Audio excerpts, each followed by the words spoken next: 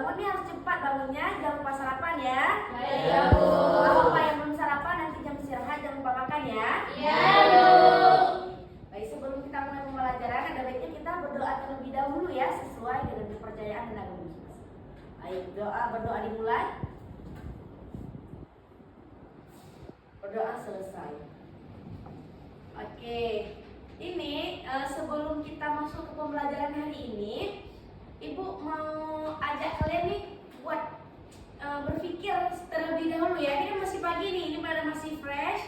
Nih nanti yang bisa diangkat tangan ya, jawab ya. Iya, Bu. Nih, kita kan sering nih lihat di sekeliling kita ada pasar. Pasarnya dimulai dari kantin sekolah, warung, minimarket dan banyak yang lainnya.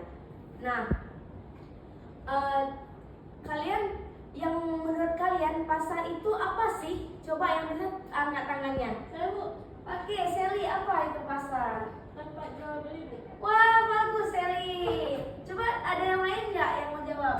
Suci, apa itu pasar Suci? Tempat di mana adanya penjual dan pembeli. Wah, tepat sekali Suci. Nah, jadi pasar itu adalah tempat bertemunya penjual dan pembeli untuk melakukan transaksi. Coba tepuk tangan untuk teman-teman kita yang menjawab. Nah, Ibu ada mau bertanya lagi nih.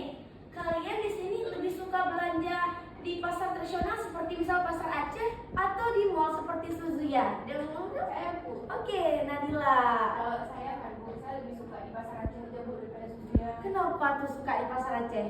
Karena kan kalau menurut saya pasar Aceh itu dia tuh murah, bisa ditawar-tawar juga. Wah, betul sekali. Nadila berarti lebih suka di pasar tradisional ya? Ya, benar. Nah, berarti itu yang Nadila suka itu ciri-ciri dari pasar persaingan sempurna, di mana di pasar itu barangnya banyak dan bisa ditawar. Nah, ada lagi yang menjawab kalau Risma sukanya belanja di mana? Kalau saya, Bu, lebih suka di Suzuya, Bu. Kenapa Soalnya tuh? Kalau di Suzuya itu kan barangnya itu lebih banyak variasinya. Terus juga ada, Bu. Kalau di pasar Aceh kan kita harus keliling jalan-jalan panas, Bu. Oh, bagus. Nah, berarti Risma suka di Suzuya, berarti dia masuk ke pasar monopoli, yaitu dalam satu pasar banyak barang yang berbeda-beda, tapi banyak barang yang berbeda dan banyak pilihannya, serta di situ juga lebih adem ini dan karena tidak ada banyak pesaingnya di situ. Jadi maksudnya ke pasar monopoli. Baik, hari ini kita akan mempelajari tentang pasar dan bentuk-bentuk pasar. Nah, di sini Ibu akan menanyakan PowerPoint dan coba kalian nanti fokus. Bila perlu kalian catat ya materi-materinya. Ya, Baik, Bu. Ibu.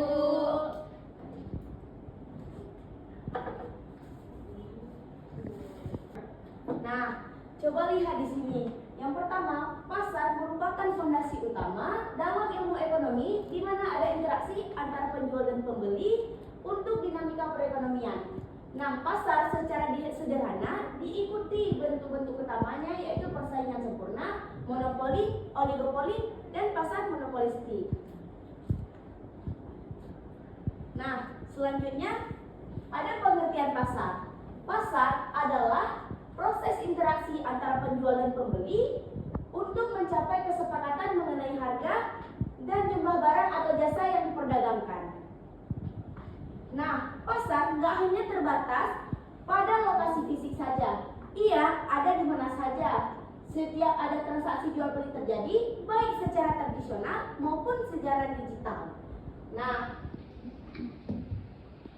interaksi ini menciptakan keseimbangan antara permintaan atau keinginan pembeli dan penawaran yaitu ketersediaan dari penjual yang menjadi dasar aktivitas ekonomi sehari-hari. Di Indonesia, khususnya di Aceh, seperti pasar Aceh adalah contoh nyata bagaimana mekanisme pasar beroperasi secara organik. Nah, selanjutnya ada bentuk-bentuk pasar. Nah, dalam ekonomi, pasar dibedakan dalam jumlah penjual dan pembelinya. Secara singkat, ada empat bentuk utama pasar, yaitu pertama pasar persaingan sempurna, pasar monopoli, pasar oligopoli, dan pasar monopolistik.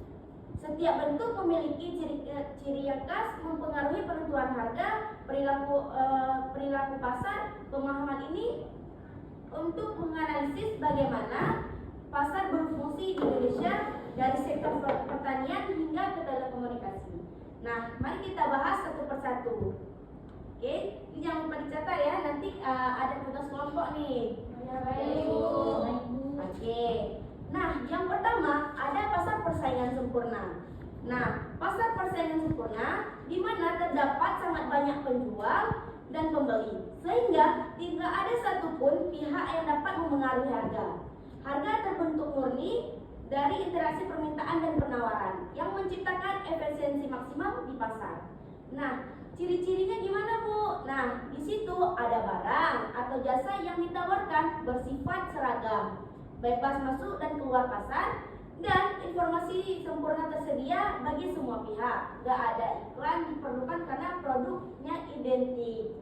Nah, contohnya apa sih, Bu? Nah, contohnya ada pasar sayuran di pasar tradisional misalnya, di mana petani jual hasilnya dengan harga yang ditentukan oleh keseimbangan penawaran harian. Misalnya di mana tuh? Di pasar Aceh. Di situ ada tomat, cabai, gak hanya satu orang yang jual, tapi banyak penjual di situ dan jual barang yang sama. Jadi harganya juga sama dan di situ bisa tawar menawar misalnya. Oke. Nah, selanjutnya ada pasar monopoli. Nah, pasar monopoli ini dikuasai hanya oleh satu orang yang penjual tunggal suatu barang atau jasa tertentu. Penjual ini menjadi satu-satunya pilihan bagi konsumen yang memungkinkan kontrol penuh atas harga dan pasokannya. Nah, ciri-cirinya gimana? Hanya ada satu penjual, hambatan masuknya sangat tinggi, seperti regulasi pemerintah, dan produknya unik, substitusi. Konsumen bergantung sepenuhnya pada penjual tersebut yang bisa mengakibatkan harganya tinggi dan pasarnya kompetitif. Contohnya apa sih, Bu? Nah, misalnya ada PT PLN atau PLN Persero sebagai penyedia tunggal listrik rumah tangga dan industri, diatur ketat oleh pemerintah untuk mencegah penyalahgunaannya. Nah, kalau PLN kan yang untuk penyedia listrik hanya ada PT PLN ya, nggak ada dari PT yang lain. Makanya dia hanya tunggal, nggak ada pesaingnya. Oke, selanjutnya ada pasar oligopoli dan ada pasar oligopoli. Pasar oligopoli ini dikuasai oleh beberapa perusahaan besar yang saling memengaruhi keputusan seperti penetapan harga. Contohnya industri telekomunikasi Indonesia, yaitu ada Telkomsel yang bisa kalian pakai kartunya, ada Indosat, ada XL, ada juga Smartfren. Nah, di mana satu operator menaikkan tarif bisa memicu reaksi kompetitornya. Nah, ciri-cirinya tuh penjualnya dominan, produknya mirip, dan persaingannya melalui iklan atau inovasi. Kalian kan sering nih, pasti kalau Sally pakai kartunya pakai kartu apa untuk internetnya? Telkomsel. Kalau Zahra? Telkomsel juga. Telkomsel. Nadia pakai apa? Smartfren. Nah, kan beda-beda, tapi penggunaannya kan sama untuk internet dan harganya juga sedikit berbeda-beda ya. Nah, selanjutnya ada pasar monopolistik. Apa sih, Bu, pasar monopolistik?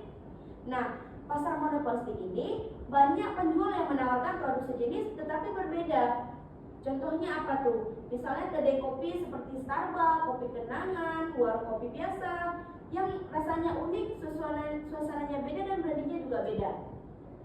Nah, persaingannya ini tergantung ya, sepertinya tergantung kualitas dan lokasi, memungkinkan variasinya itu berbeda. Coba misalnya kalau Nadia Tuhoko, harganya sama nggak kalau kita duduk di warkop AR di dekat Lampu? Beda, Bu. Beda ya, pasti tentunya beda karena di situ kenyamanannya beda, rasanya beda, terus pelayanannya juga beda, makanya harganya juga berbeda-beda.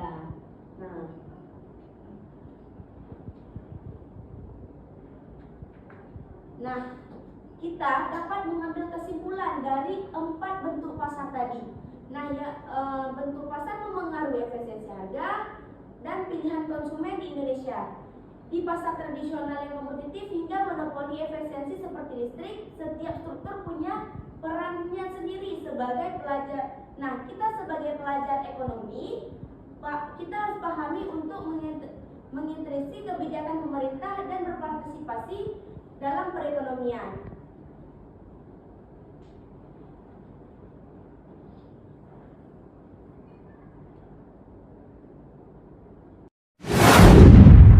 Itu tadi program yang udah Ibu tayangkan. Kalian udah pada ngerti belum nih? Udah, oke nih, yakin nih udah ngerti semua. Ibu bakal buat kelompok ya. Satu kelompok ada 3 orang, ada juga yang 4 orang ya. Kalian harus jawab, tapi contoh yang Ibu berikan tadi nggak boleh dijawab lagi ya, harus berbeda dengan contoh yang udah Ibu kasih tayangkan di PPT tadi. Oke.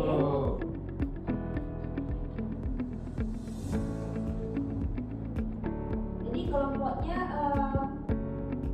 Suci, Sally sama Putri sama Firda juga duduk di kelompok 1 aja ya, di depan berempat.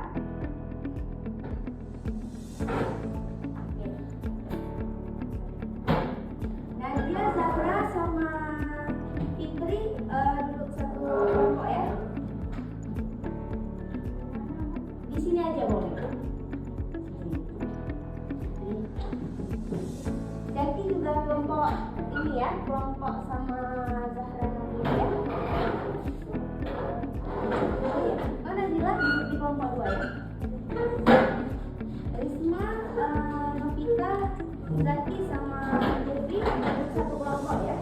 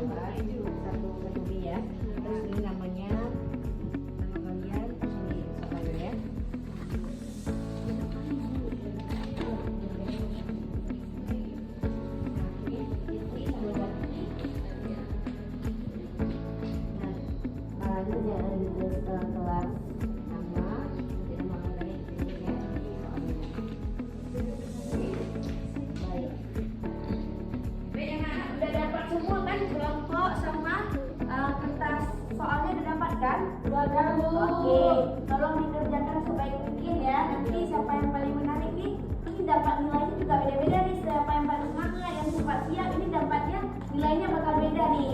Oke, oke Bu. Oke, silakan dikerjakan. Bu.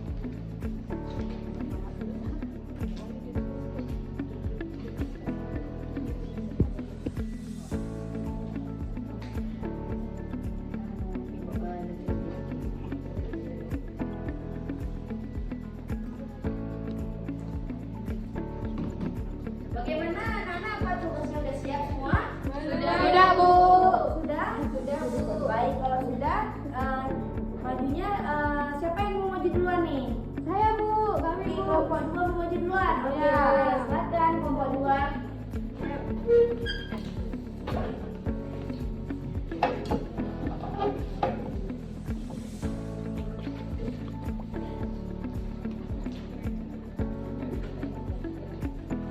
Assalamualaikum warahmatullahi wabarakatuh. Waalaikumsalam warahmatullahi wabarakatuh. Perkenalkan kami dari kelompok 2, kami akan mempresentasikan hasil kerja kelompok kami. Saya Fitri Azhara, saya Nadia, saya Zahra Salsabila. Baik, berikut hasil dari kerja kelompok kami.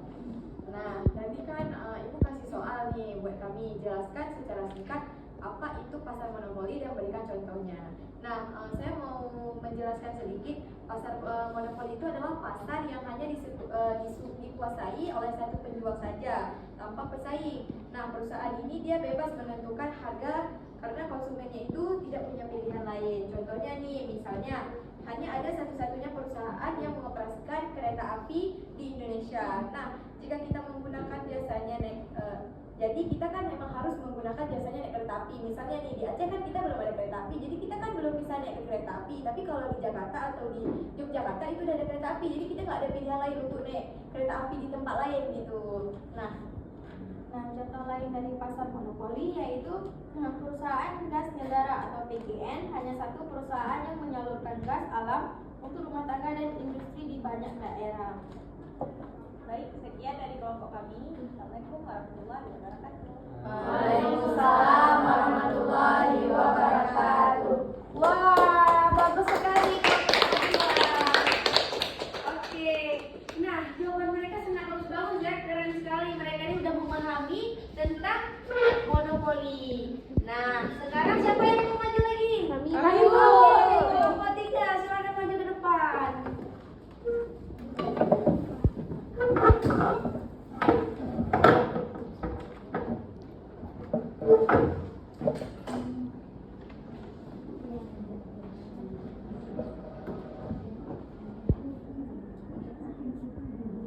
Assalamualaikum warahmatullahi wabarakatuh. Waalaikumsalam warahmatullahi wabarakatuh. Perkenalkan, kami dari kelompok 3 sebagai saya sebagai moderator bernama Nadila Khaira. Saya Risma, saya Nafita Sagala. Jadi di sini kami akan menjelaskan jawaban dari pertanyaan yang sudah diberikan. Pertanyaannya tadi, jelaskan secara singkat apa itu pasar oligopoli dan berikan contohnya. Nah, jadi pasar oligopoli itu adalah pasar yang hanya dikuasai oleh beberapa perusahaan besar saja. Jadi mereka itu saling memperhatikan harga satu sama lain. Dan harga itu akan mempengaruhi kebijakan mereka dalam mengambil keputusan. Misalnya nih, kan Ibu tadi udah jelaskan perusahaan Telkomsel tadi sama Smartfren kan. Jadi kalau misalnya Smartfren menaikkan harga, jadi nanti Telkomsel juga akan mengambil kebijakan yang baru gitu. Mereka akan takut kalau misalnya perusahaan mereka itu akan ketinggalan gitu, nanti udah nggak laku lagi. Untuk contoh lainnya akan dijelaskan oleh Risma. Jadi kami di sini Bu punya 2 contoh. Nah, contoh satu itu perusahaan semen Bu. Jadi dia hanya ada beberapa merek kayak misalkan semen Gresik, terus ada juga Holcim dan juga semen Padang Bu yang dia ini menguasai pasar material bangunan itu. Terus contoh 2 dibaca Nafita. Nah, contoh kedua itu Bu, ada teman-teman ada perusahaan otomotif yang dimana hanya beberapa grup besar seperti Toyota, Honda, dan Suzuki yang saling bersaing di pasar mobil Indonesia. Wah, benar sekali jawaban teman-temannya Ajo. Kasih tepuk tangan teman kami dulu. Bagus sekali untuk kelompok 3. Nah, itu dia contoh-contoh lain dari pasar oligopoli. Baik, silakan duduk kembali. Terima kasih Bu. Sama-sama. Baik, sekarang siapa yang mau maju? Bu. Oke, kelompok 1 silakan. Sangat semangat ya di kelompok 1. Saya Suci.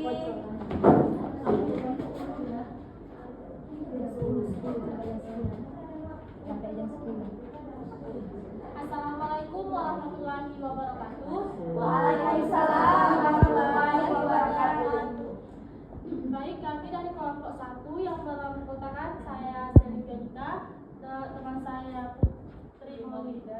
dan di sebelahnya ada Suci ada Ramadan, dan di sebelahnya lagi ada Firda Safira. Jadi dari kelompok kami itu jelaskan secara singkat apa itu pasar persaingan sempurna dan berikan contohnya. Jadi dari kelompok kami, pasar yang apa itu pasar persaingan sempurna? Pasar yang isinya banyak penjual dan pembeli dengan produk yang sama persis.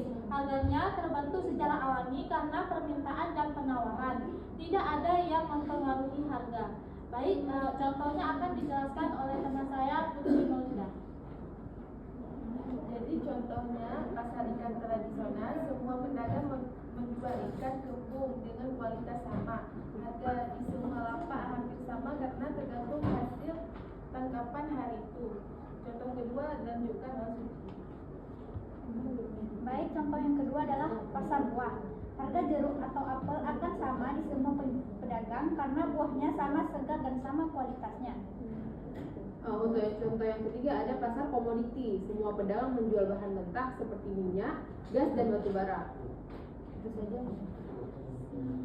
Sekian dari kelompok kami. Assalamualaikum warahmatullahi wabarakatuh. Waalaikumsalam warahmatullahi wabarakatuh. Wah, bagus sekali untuk kelompok satu. Terima kasih untuk kelompok satu. Nah, yang sekarang nih yang cowok-cowok kelompok terakhir, ayo silakan maju. Harus semangat dong yang cowok-cowok. Semangat yang cewek-ceweknya nih.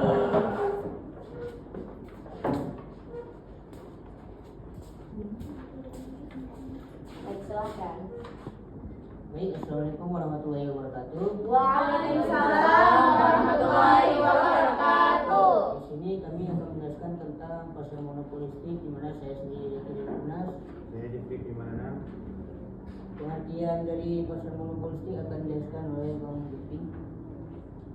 Pasar monopolistik itu pasar yang banyak menjual produk yang serupa, tapi masing-masing punya ciri khas yang berbeda. Persaingan terjadi melalui merek, kualitas, atau pelayanan. Nah, selanjutnya ada contoh, yaitu yang pertama seperti kedai kopi, yang mana kita tahu bahwa banyak kedai kopi seperti Starbucks, Kopi Kenangan, dan lain-lainnya, di mana masing-masing punya penjualan yang berbeda dan pelayanannya yang juga berbeda. Lalu selanjutnya ada juga seperti toko roti, ada seperti Bread Talk, ada juga seperti Sari Roti, di mana mereka menawarkan cita rasa yang berbeda-beda pada setiap roti-roti. Sekian dari kami. Wassalamualaikum warahmatullahi wabarakatuh. Waalaikumsalam warahmatullahi wabarakatuh. Oke, silakan kembali. Bagus sekali untuk kelompok 4. Nah, kalian udah pada ngerti ya berarti tentang pasar dan bentuk-bentuk pasar. Udah alhamdulillah ngerti semua. Nah, sebenarnya untuk apa sih Bu kita mempelajari pasar dan bentuk-bentuk pasar ini? Nah, kalian sebagai konsumen akan mengerti bagaimana pasar itu bekerja, dan jika suatu saat nanti kalian jadi pengusaha atau apa, kalian sudah bisa memahami bagaimana pasar itu bekerja dan apa yang ingin kalian masuk ke pasar apakah nanti kalian saat menjadi seorang pengusaha. Iya, baik. Nah, untuk pekerjaan rumah kalian coba amati di sekeliling kalian pasar apa saja, dan nanti tolong tulis contohnya dan bentuk pasar apa yang kalian amati tersebut. Minggu depan dikumpulkan ya, jangan ada yang lupa nih, harus dikumpulkan. Baik. Nah, cukup sekian pembelajaran kita hari ini. Semoga apa yang sudah Ibu sampaikan tadi bisa menjadi bekal untuk kalian nanti. Baik, assalamualaikum warahmatullahi wabarakatuh.